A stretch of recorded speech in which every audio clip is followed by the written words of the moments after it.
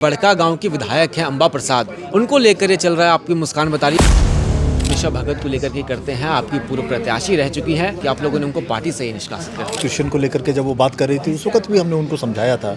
सरना धर्म कोड का अगर हम लोग समर्थन करते हैं, हम लोग जो बात करते हैं कि पेशा एक्ट होनी चाहिए, तो ये किसके लिए है? ये आदिवासियों के लिए। जिस टाइप से उन्होंने जयराम महतो पे आरोप लगाए, देवेंद्र नाथ महतो जो कि पास के ही हैं उन पर भी कई आरोप लगाए, इन चीज़ों को पार्टी कैसे देख? तो निशा जी को पार्टी प्लेटफॉर्म पे बात करनी चाहिए थी समय पर। उनके एक गलत कदम से उनकी मंजिल भटक जाएगी, उनका रास्ता भटक जाएगा।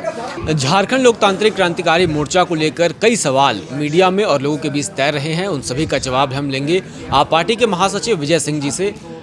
सबसे पहली बात निशा भगत को लेकर के करते हैं। आपकी पूर्व प्रत्याशी रह चुकी हैं, उनके बयान पहले से ही विवादित रहते हैं, शुरुआती दौर से ही।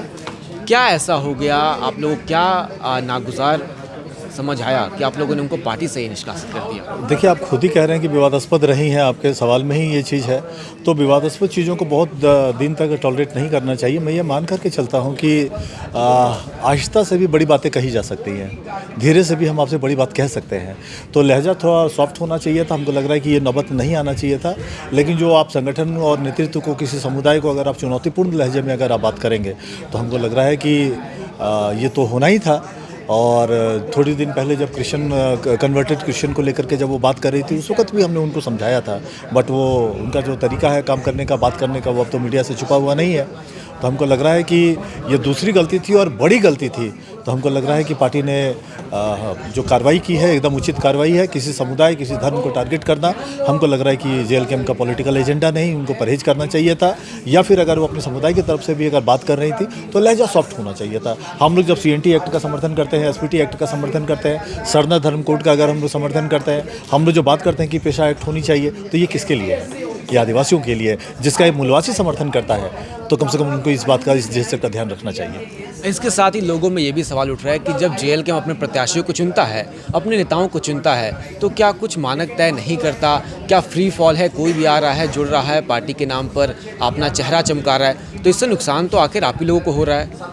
देखिए, एक बात मैं आपको कह देता हूँ कि जहाँ तक जो टिकट को लेकर बात कर रहे हैं या कैंडिडेट को आपको लेकर के बात कर रहे हैं, तो बहुत सारे फैक्टर होते हैं जिस पे पार्लियामेंट्री बोर्ड को विचार करना होता है। पार्लियामेंट्री बोर्ड इस पे ध्यान देकर के काम करती है।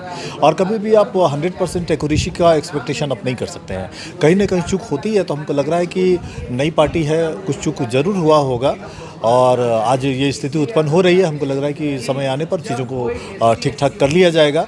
बट हमको लग रहा है कि ये जो प्रकरण अभी चल रहा है और इसको जो एंगल देने की कोशिश की जा रही है, हमको लग रहा है कि इसकी ज़रूरत नहीं है। और जिस विषय को लेकर के ये सारा डिस्कोर्स सेट हो रहा है या लोग पैदा करने की कोशिश कर रहे हैं, तो उस मामले पर भारत की संसद को विचार करना है, देश की पार्लियामेंट को विचार करना है कि कुर्मी को एसटी में शामिल करना है या नहीं करना है। उसके लिए सोशल मीडिया पे बहस, यूट्यूब पे बहस, फेसबुक पे बहस।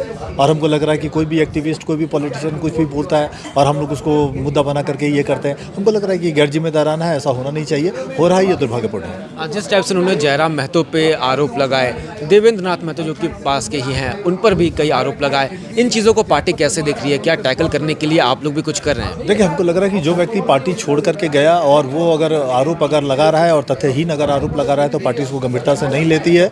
लेकिन इतना मैं जरूर कहना चाहता हूँ कि ऐसा लोगों को पार्टी में रहते हुए उचित फोरम पर इस सब चीज़ों पे बात करनी चाहिए। जो लोग समय पर पार्टी फोरम पे बात नहीं करते हैं, पार्टी छोड़ने के बाद पार्टी उनको गंभीरता से नहीं लेगी। क्योंकि कारण है, अगर इस तरह के आरोपों और प्रत्यारोप में अगर पार्टी उलझने लगे और जो लोग पार्टी के साथ रहे हैं और वो लोग अगर पार्टी से बाहर जाकर के अगर लोगों को अगर टारगेट कर रहे हैं, पार्टी के नेताओं को अगर टारगेट कर रहे हैं, तो हमको लग रहा है कि ये गैर जिम्मेदाराना है।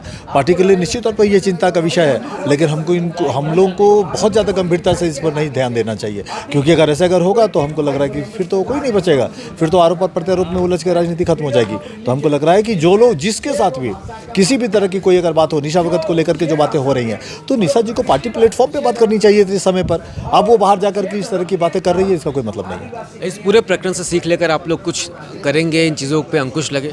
नहीं, हम लोग आत्मनियंत्रण का जरूर बात करेंगे कि जो भी लोग बात करते हैं इस चेतना को लेकर के, हमको लग रहा है कि लोगों को शुचिता, लोगों को राजनीतिक मर्यादा का ध्यान रखना चाहिए।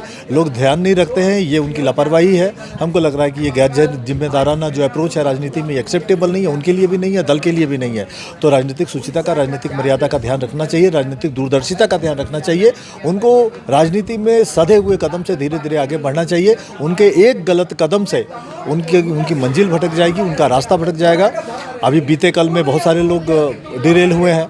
अब निशा भगत जी की बारी है। हमको लग रहा है कि आने वाले समय में उनको अपनी राजनीतिक ज़मीन तलाशनी होगी। हमको लग रहा है कि काम करने का तरीका, बात करने का तरीका उनको बदलना चाहिए। ये उनके लिए भी सबक होना चाहिए।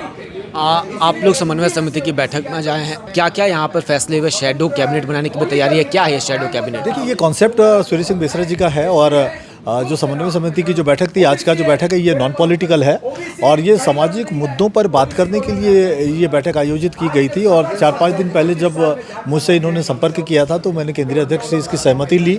कल रात में जब उन्होंने कहा कि ठीक है, आप बैठक में शामिल हो जाइए और देखिए कि क्या सोशल इश्यूज़ आप कैसे कैसे बात करेंगे, तो निश्चित तौर पर एक हम लोग देख रहे हैं कि जो 20 सूत्री जो बातें हैं जिसको लेकर के आज इस प्रेस ब्रीफिंग में हम लोगों ने चर्चाएँ की हैं, तो ये वही मुद्दे हैं जो यहाँ के आदिवासियों और मूलवासियों के हितों से जुड़ा हुआ है। हमारी पार्टी इन सभी मुद्दों पर पहले से काम कर रही है। समन्वय समिति भी इसको आगे बढ़ाने की स्थिति में है, वो भी इसको लेकर के विचार कर रहे हैं और बात कर रहे हैं। तो निश्चित तौर पर इन सामाजिक मुद्दों पर हम लोगों की एक राय है। घाटशिला उपचुनाव को लेकर आज जो बड़ी पार्टियां हैं वे रोज हो चुकी हैं। जेएमएम ने अपना प्रत्याशी भी घोषित लगभग कर ही दिया है, सोमेश सोरेन को। आप लोग की क्या तैयारी है? जहाँ तक घाटशिला उपचुनाव का प्रश्न है, घाटशिला उपचुनाव में अभी अधिसूचना आई नहीं है। जब अधिसूचना आएगी तो पार्टी का जो पार्लियामेंट्री बोर्ड है वो इसको तय करेगा और वो इस मामलों को देखेगा। एक आखिरी मुद्दा जो सोशल मीडिया में बड़ा चर्चा में है और जो समर्थक हैं आपके, वे जानने के लिए जिज्ञासु हैं कि जो बड़का गांव की विधायक हैं अंबा प्रसाद, उनको लेकर ये चल रहा है। आपकी मुस्कान बता रही है, आप तक भी पहुंचा है, क्या मामला है? नहीं, अंबा प्रसाद जी को लेकर के मैं भी देख रहा हूँ, जिस तरह से आप देख रहे हैं कि सोशल मीडिया पे कुछ चल रहा है, लेकिन पार्टी के फोरम पर अभी ऐसा कुछ भी नहीं है। ये राजनीतिक है और बहुत सोच समझ के चलना होता है। जब कभी कुछ होगा, जब जिस वक्त मैं आपसे बात कर रहा हूँ उस वक्त कहीं कुछ नहीं है, जब होगा तो बता देंगे। तो आप लोग चाहेंगे कि वे लोग आएँ, अंबा जैसी नेता हैं जो कि युवा नेता हैं, जयराम की ही उम्र की वो भी हैं, तो लगता है कि वैसे नेता आएंगे तो फ़ायदा होगा? देखिए, उनके अंदर पोटेंशियल है, इस बात से इनकार नहीं किया जा सकता है। वो अगर पार्टी को संपर्क करेंगे तो फिर केंद्रीय अध्यक्ष हैं, बैठे हुए हैं टाइगर जयराम महतो जी, और सेंट्रल कोर कमेटी है, फिर विचार करेंगे। अगर उनका अनुरोध अगर आता है तो निश्चित तौर पर इस पर बात करेंगे, इस पर विचार हो सकता है। लेकिन अभी तक उनका कोई अनुरोध नहीं है। लेकिन कल क्या होगा ये कहना मुश्किल है। कल क्या वो कहना मुश्किल है। तो इसी के साथ इस पूरी बातचीत का अंत करते हैं। आपको ये पूरी वीडियो कैसी लगी कमेंट में ज़रूर बताएं। शुक्रिया।